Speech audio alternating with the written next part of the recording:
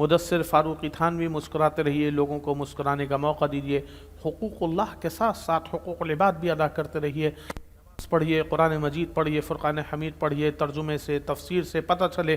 कि अल्लाह रब्बुल इज़्ज़त मुझसे और आपसे ज़िंदगी में क्या चाहते हैं। नमाज, कुरान, तरावीह, रोज़े सब आपके अपने लिए हैं, लेकिन अगर आप सदक़ात कर रहे हैं, खैरात कर रहे हैं, अतियात कर रहे हैं, ज़कात दे रहे हैं, हुकूकुल इबाद अदा कर रहे हैं, वालिदैन के हुकूक़, बहन भाइयों के हुकूक़, बीवी बच्चों के हुकूक़, अगर आप अपने महल्ले वालों के हुकूक़ अदा कर रहे हैं, नाज़रीन यतीमों के, मिस्किनों के हक़ दे रहे हैं, बहन बेटियों के जो विरासत में हिस्से हैं वो मुझे और आपने देने हैं। नाज़रीन किराम, अगर मैं और आप लोगों को उनका हक़ देने से महरूम रखेंगे तो आप यकीन जानिए कि ये जो ताक़रातें हैं इसमें सिर्फ़ मेरी और आपके हुकूकुल्लाह तो माफ़ हो सकते हैं, हुकूकुल इबाद माफ़ नहीं हो सकते। 80 साल से ज़ायद गुनाह की जो माफ़ी है वो हुकूकुल्लाह की है। हुकूकुल इबाद जिसके ऊपर मैंने आपको बताया कि अगर मेरे और आपके ऊपर किसी की कोई देनदारी है तो वो मैंने और आपने देना है। अल्लाह रब्बुल इज़्ज़त कुरान मजीद फुरक़ान हमीद में फरमाते हैं, अफ़तुमिनूना बिबअज़िल किताबि व तकफ़ुरूना बिबअज़। कौन है वो लोग जो आधे कुरान मजीद पर अमल करते हैं और आधे पर अमल नहीं करते, यानी कि नमाज़ें तो पढ़ते हैं, लंबी लंबी तहज्जुद की नवाफिल भी अदा करते हैं, रोज़े भी रखते हैं,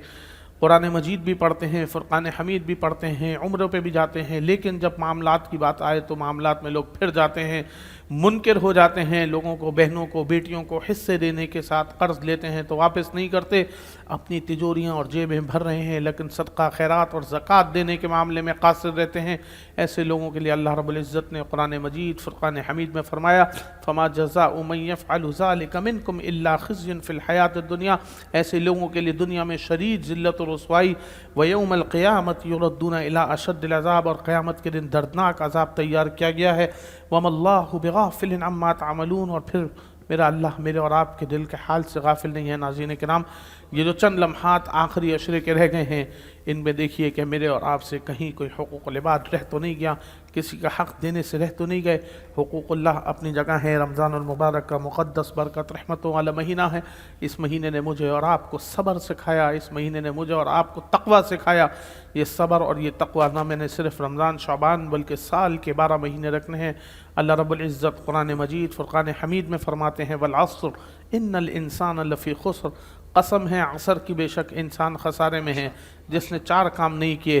इल्लल्लज़ीना आमनू व अमिलुस्सालिहात। एक वो शख्स जो ईमान नहीं लाया और अमल सालिह नहीं किया, व तवासौ बिल हक़ व तवासौ बिस सब्र। लोगों तक उनका हक़ नहीं पहुँचाया और अपने हक़ पर सब्र नहीं किया। ऐसे शख्स के लिए अल्लाह रब्बुल इज़्ज़त ने कुरान मजीद में खसारे के लिए असर की कसम खाई है।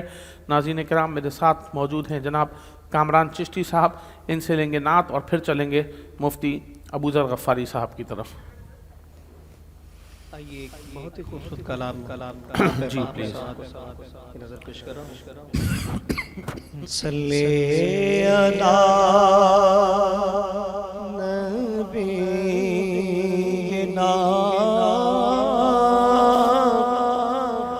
सल्ले अला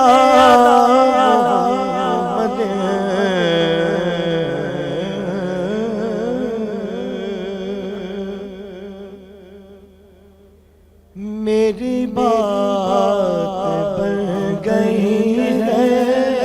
मेरी बात बन गई है, तेरी बात करके करके मेरी बात बन गई है, मेरी बात बन गई है, तेरी बात करते करते सल्लल्लाह, तेरी बात करते करते तेरे शहर में आओ, तेरे शहर में आओ, तेरी लात पढ़ते पढ़ते, तेरी लात पढ़ते पढ़ते मेरी बात बन गई है। मेरे सुन घर में कभी रौनके हो, मेरे सुन घर में, मेरे सुन घर में کبھی رونق عطا ہو میں دیوانہ ہو گیا ہو میں دیوانہ ہو گیا ہو تیری راہ تکتے تکتے میں دیوانہ ہو گیا ہو میں دیوانہ ہو گیا ہو تیری راہ تکتے تکتے میری بات بن گئی ہے تیری بات کرتے کرتے تیرے شہر میں آؤں تیرے شہر میں آؤں تیری لات پڑھتے پڑھتے ہے جو زندگانی باقی یہ ارادہ کر دیا ہے یہ ارادہ کر دیا ہے تیرے منکروں سے آقا تیرے منکروں سے آقا میں مروں گا لڑتے لڑتے جو زندگانی باقی یہ ارادہ کر دیا ہے تیرے منکروں سے آقا تیرے منکروں سے آقا میں مروں گا لڑتے لڑتے میری بات بن گئی ہے تیری بات کرتے کرتے تیرے شہر میں آؤں تیری لات پڑھتے پڑھتے حاضری کو کبھی گاستا تیرے اور ہم سب کی حاضری کو کبھی گاستا تیرے کہ زمانہ ہو گیا ہے کہ زمانہ ہو گیا ہے ہمیں آگے بڑھتے بڑھتے ناصر کی حاضری ہو کبھی گاستا تیرے کہ زمانہ ہو گیا ہے کہ زمانہ ہو گیا ہے ہمیں آگے بڑھتے بڑھتے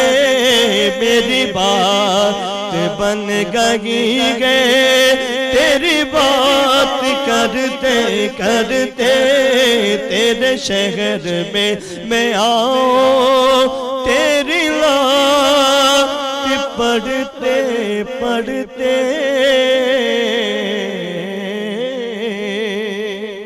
ماشاءاللہ کیا خوبصورت انداز میں آپ نعت پڑھی تیرے شہر آؤں تیری نعت پڑھتے پڑھتے میری بات بن گئی تیری بات کرتے کرتے آج سے کچھ 4 سال قبل میں نے پہلی مرتبہ میں مکہ مکرمہ سے مدینہ منورہ کے اس پہ تھا تو گاڑی والے نے یہ نعت لگا دی کراچی کا پاکستان کا تھا تو اس نے کہا سر نعت لگا دوں میں نے کہا لگا دو تو اس نے لگائی تو یہ والی نعت لگائی 4 سال پہلے اس کے بعد سے میں جب بھی سفر پہ رہا مکہ مدینہ کے میں ہمیشہ یہ نعت ضرور سنتا ہوں اور بہت ہی اچھے طریقے سے یہ نعت انہوں نے یہ مدثر بھائی یہ آپ کی فرمائش تھی میں نے پیش کی جزاک اللہ نہیں میری بہت ہی یہ پسندیدہ نعت ہے اور اس پر میں شکر گزار بھی ہوں آپ کا نعت مکہ ہو مدینہ ہو اور زمزم کا ذکر نہ ہو زمزم کا پانی جو ہمارے لیے باعث شفا ہے تھوڑا آپ زمزم کی افادیت پہ بھی بیان ذرا فرما دیجئے جی یہ زمزم دراصل یہ تب شروع ہوا تھا جب اماں ہاجرہ حضرت اسماعیل علیہ السلام کو چھوٹا سا بچہ اپنا وہ مکے کی پہاڑی میں صحرا میں بالکل کوئی گھر نہیں کوئی چھت نہیں کوئی آبادی نہیں وہاں اللہ نے حکم کیا حضرت ابراہیم کو کہ اپنے بچے کو اور اپنی بیوی کو وہاں چھوڑ کے آئیں چھوٹا سا بچہ اسماعیل اماں ہاجرہ ان کو لے کر آئی ہیں اور وہ صفا مروہ کے چکر لگا رہی ہیں. کبھی ہم جو طواف کرتے ہیں صفا مروہ کی سعی کرتے ہیں کیوں کرتے ہیں؟ 7 چکر کیوں لگاتے ہیں؟ وہ اماں ہاجرہ نے کبھی صفا کی چوٹی پہ چڑھ کے دیکھ رہی کہ ہے کوئی لشکر کوئی پانی لا کے میرے بچے کو پلا سکے. کبھی اس طرف دیکھتی ہے مروہ کی پہاڑی کا چکر لگا کے کہ کوئی شاید لشکر آ جائے کوئی بندہ آ جائے میرے بچے کو پانی پلا سکے. وہ کبھی اس پہاڑی پہ کبھی اس پہاڑی پہ، لیکن وہ بچہ پلک رہا ہے اور رو رہا ہے، بھوک کا عالم نہ پانی. تو وہیں سے وہ ایڑیاں مار رہا ہے، ہاتھ مار رہا ہے، تو اللہ نے وہیں سے پانی کا چشمہ نکالا. اماں ہاجرہ دوڑتی ہوئی آئیں اور پتھر پڑے ہوئے تھے، پتھروں کو ایسے کر رہی تھی، زم زم زم، رک رک رک اے پانی رک جا رک جا. وہیں سے وہ زمزم کا پانی. اور میں ایک خاص اس پانی کی آپ کو ایک افادیت بتاؤں، شفا ہے. آقا صلی اللہ علیہ وسلم نے زمزم کا پانی پیا اور گلاس میں بچا کے صحابہ اکرام کو پلایا. صحابہ اکرام نے وہ پانی پیا تو حضور صلی اللہ علیہ وسلم نے جو کچھ پانی پی کے کچھ بچ گیا تھا وہ آپ صلی اللہ علیہ وسلم نے اپنا بچا ہوا پانی اپنے منہ کا وہ اس زمزم کے کنویں میں ڈال دیا کہ قیامت تک جتنے بھی میری امتی اس پانی کو پئیں گے میری شفاعت کے مستحق ٹھہریں گے. اور اس زمزم کی بہت بڑی برکت ہے، بہت مقدس پانی ہے، فضیلت والا، بہت اہم یہ پانی. زمزم کا معنی رک جانے کا ہے، رک جانا، رک جی جی مطلب زمزم. جی اچھا، جیسے میں نے سنا ہے کہ زمزم پینے سے شفا ہو جاتی ہے، جی بڑے سے بڑا مرض ختم ہو جاتا ہے. جی تو یہ جو آج کل پاکستان میں کراچی میں جگہ جگہ یہ جو زمزم کے آج کل آپ کو پتہ ہے یہ مل رہے ہیں پانی کے، جی. یہ پانی ٹھیک ہے یا جو حرم کے مطاف کے اندر والا زمزم ہے اس میں کوئی فرق ہے یا وہی پانی ہے؟ حضرت آپ نے ماشاءاللہ حج کیا ہے، الحمدللہ میں نے جو لوگ 2 مرتبہ حج کیا ماشاءاللہ، اور جو لوگ حج و عمرہ کی سعادت، میں نے بھی الحمدللہ ایک دفعہ وہاں کا سفر کیا. الحمدللہ. تو وہ وہاں سے ایک پانی کی وہ حکومت ایک پاسپورٹ کے ساتھ ایک پانی دیتے ہیں، جی وہ جی پانی وہاں سے ہوتا ہے خاص. اب کچھ جو احباب جو آتے ہیں وہاں سے اضافی پانی بھی لے کر آتے ہیں، تو اس میں اور پانی جتنا ہم شامل کرتے جائیں وہ پانی بڑھتا جائے گا، اس میں اور شامل کرتے جائیں پانی بڑھتا جائے گا. آج یہاں مل رہا ہے اس پانی کی مجھے نالج نہیں ہے، اس لیے میں اس پہ اچھا، جو لوگ زمزم لے کر آتے ہیں جی. اپنے ساتھ، جیسے کوئی 5 لیٹر لے آئے، اب لوگ اس کو ملا کے بانٹ رہے ہیں پورے خاندان میں، پورے رشتہ، تو ملاوٹ کا تو ویسے ہی حکم نہیں ہے دین کے اندر، اور زمزم میں لوگ پانی پلا رہے ہیں ملاوٹ کا، اس کے متعلق کیا شرعی احکامات ہیں؟ اس کے لیے یہ ہے کہ اب آپ جو ہمارے آئے ہیں وہاں سے حج یا عمرہ کر کے پانی لے کے، تو وہ چھوٹے چھوٹے گلاس ہوتے ہیں، چھوٹے چھوٹے گلاس رکھے ہی اس لیے جاتے ہیں تاکہ وہ جو وہاں سے برکت والا پانی لے کے آئے ہیں وہی پانی ہم پئیں، اور پی کے جو دعا مانگے وہ دعا بھی قبول ہوتی ہے. اب اس میں کچھ ہماری گھر والے کچھ دوست احباب اس میں اور شامل کرتے ہیں پانی، تو اس میں یعنی وہ اپنے لیے شامل کر سکتے ہیں، کر لیں اپنے گھر کے استعمال کے لیے، اس میں اضافی پانی ڈال سکتے ہیں، اس میں ڈال لیں، اس میں کوئی مذائقہ نہیں ہے، حرج نہیں ہے. باقی یہ کہ بانٹ رہے ہیں اوروں کو اور ملاوٹ وغیرہ کر رہے ہیں. اچھا، زمزم کے ابھی میں ایک پروگرام دیکھ رہا تھا، ایک چینل کے اوپر آ رہا تھا، انہوں نے ہمارے دوست بھی ہیں مولانا آزاد جمیل صاحب، کسی تعارف کے محتاج نہیں ہیں، بڑے مشہور و معروف مبلغ اسلام بھی ہیں ٹی وی کے. انہوں نے بتایا کہ زمزم بولنے سے، اور اگر آپ انگلی پہ وہ لکھیں تو وہ کوئی اس کے اوپر کوئی بجلی کا بل کم ہوتے ہیں، تو کیا اس کی افادیت اس طرح بھی ہو سکتی ہے یا صرف یہ اس کی شرعی کیا احکامات ہیں یا شریعت کس میں تو نام نہیں لے سکتا کسی کا بھی، تو بات جو بھی جس نے بھی یہ کی ہے تو یہ بات نامناسب بات ہے، اور ایک زمزم مقدس چیز ہے، برکت والی چیز ہے، اس کو اس طرح چھوٹی چھوٹی چیزوں پہ، دنیاوی چیزوں پہ ہم نہیں کر سکتے. اور یہ یعنی ہماری سماجی اعتبار سے بھی یہ مناسب بات نہیں ہے. جو بھی انہوں نے بات کی ہے یہ ٹھیک بات نہیں کی، اور اس طرح کی ہو سکتا ہے ان کے پاس ایسا کوئی علم ہو. حضرت نہیں، وظیفہ ایسا کوئی ہے ہی نہیں. ہم وظائف بتانے والے بھی جو علماء آج کل موجود ہوتے ہیں ان کی خدمت میں بھی میری گزارش ہے کہ آپ جو بھی وظیفہ بتائیں اس کی ایک پروپر سند ہو، اس کے پاس آپ کے پاس پروف ہونا چاہیے کہ